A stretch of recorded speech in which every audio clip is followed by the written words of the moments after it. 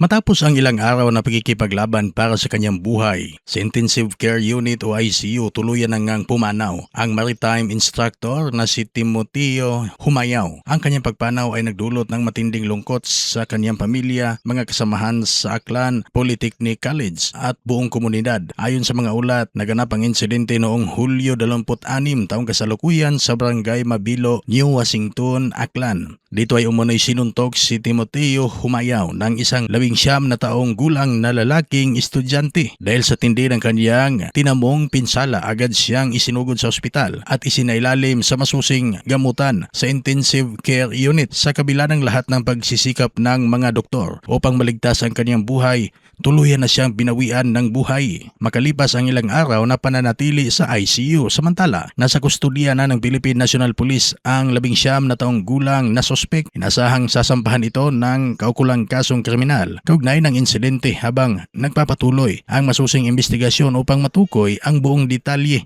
ng nangyari at matiyak na mabigay o maibigay ang hustisya para sa biktima. Dahil sa pangyayaring ito, marami ang nagpahayag ng kanilang pakikiramay sa pamilya ni Timoteo Humayaw. Umaasa rin ang publiko na mananaig ang hustisya, mapanagot ang sinumang may pananagutan sa ilalim ng batas. Kamakailan lamang nag-viral din sa social media ang isang nakakagulat na insidente sa loob ng Elizalde National High School sa Maco, Davao de Oro. Sa kumalat na video, makikitang nagkaroon ng komprontasyon kung saan isang guro ang umano'y sinaktan ng dalawang estudyante. Ang pangyayaring ito ay mabilis na umani ng matinding reaksyon mula sa publiko at naging sentro ng diskusyon tungkol sa kaligtasan ng mga guro sa loob ng mga paaralan. Dahil sa mga nangyaring trahedya, muling umingay ang panawagan sa Kongreso na agarang may pasa ang panukalang Teacher Protection Act. Isa sa mga batas nananawagan na mabilis o mapabilis ang pagtalakay at pag-aproba nito sa Act Teachers Party List Representative na si Antonio Tenio. Ayon sa kanya, mahalagang magkaroon ng mas matibay na batas na magbibigay ng sapat na proteksyon sa mga guro laban sa anumang uri ng karahasan, pananakot at pag-aabuso habang ginagampanan nila ang kanilang tungkulin. Naniniwala rin ang maraming sektor na panahon na upang mas palakasin ang seguridad ng karapatan ng mga guro sa loob ng mga paaralan upang hindi maulit ang ganitong trahedya. Bumuhos din ang pakikiramay mula sa iba't ibang sektor. Maraming